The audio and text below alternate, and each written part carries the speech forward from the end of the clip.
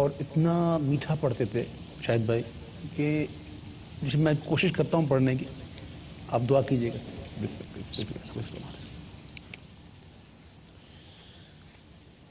یا رحمت للعالمین، یا رحمت للعالمین، الہام جامع ہے تیرا، قرآن امامہ ہے تیرا، منبر تیرا عرش بری، یا رحمت للعالمین، آئینہ رحمت بدن، سانسیں چراغ علم و فن، قرب الہی تیرا گھر، الفقر فخری تیرا دھن، خوشبو تیری جوئے کرم، آنکھیں تیری باب حرم، نور ازل تیری جبین، یا رحمت للعالمین،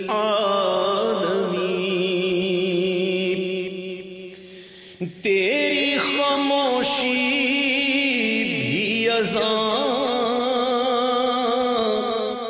نیندیں بھی تیری رت جگے، تیری حیات پاک کا ہر لمحہ پیغمبر لگے، خیر البشر رتبہ تیرا، آواز حق خطبہ تیرا، آفاق تیرے سامعین، یا رحمت للعالمین،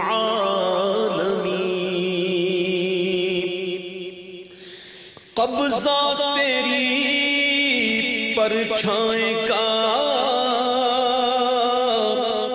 بینائی پر ادراک پر، پیروں کی جنبش خاک پر، اور آہٹیں افلاک پر، گرد سفر تاروں کی ذوق، مرکب براق تیز رو، سائس جبریل امین، یا رحمت للعالمین، تو آفتاب غار بھی، تو پرچم یلغار بھی، عجز و وفا بھی، پیار بھی، شہزور بھی، سالار بھی، تیری ذرافت و ظفر، صدق و صفا تیری سپر، تیغ و صبر صبر و یقین، یا رحمت للعالمین،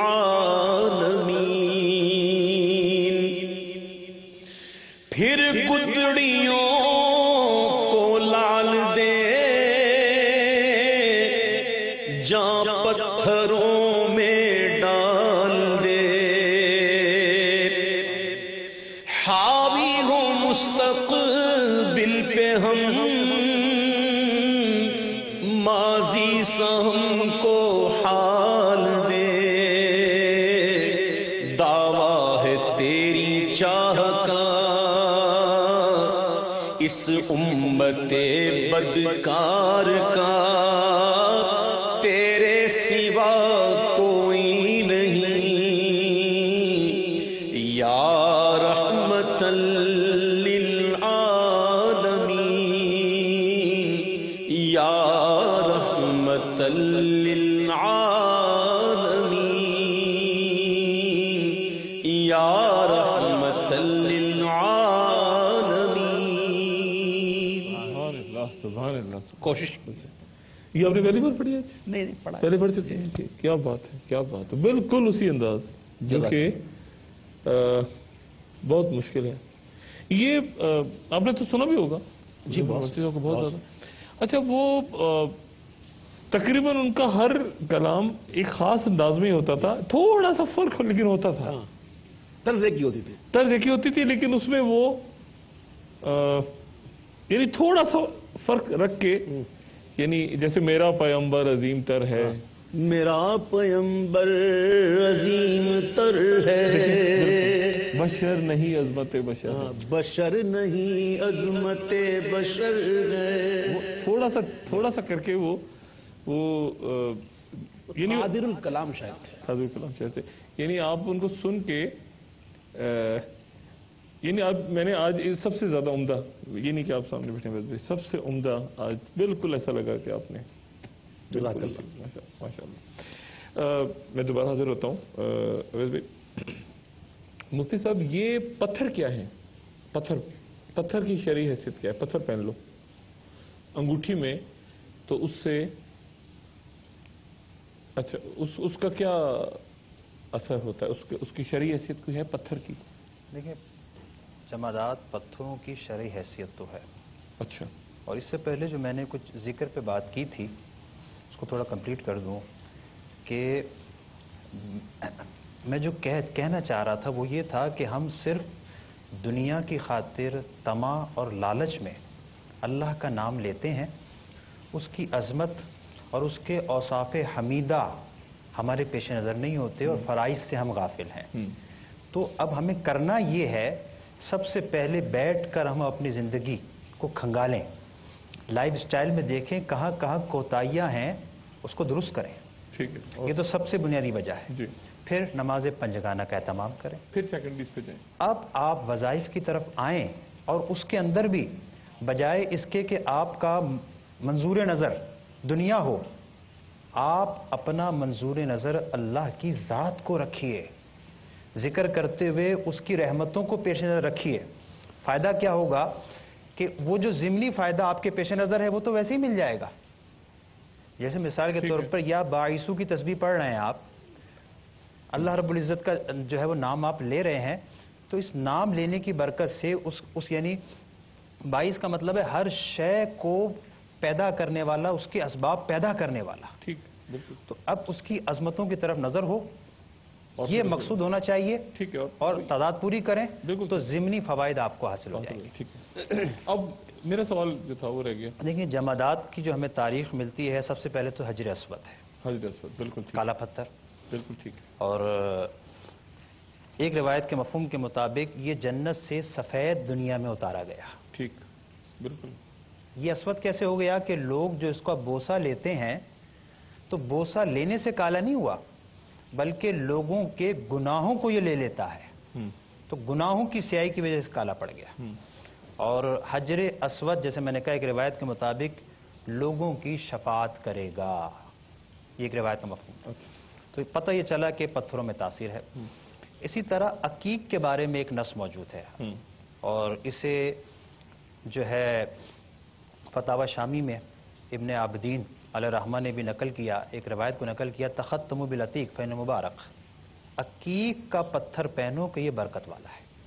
برکت والا، ٹھیک۔ تو یہ دو نصوص تو ہمیں مل رہی ہیں، تو اس کا مطلب جمادات میں بطور خاص ہمیں عقیق کی تو فضیلت مل رہی ہے، باقی دیگر جو پتھر ہیں وہ یوں کہہ سکتے ہیں کہ علماء اور اولیاء کے ذاتی مشاہدات ہیں کہ انہوں نے پتھروں میں وہ تاثیر دیکھی جو انہیں حاصل ہوئی۔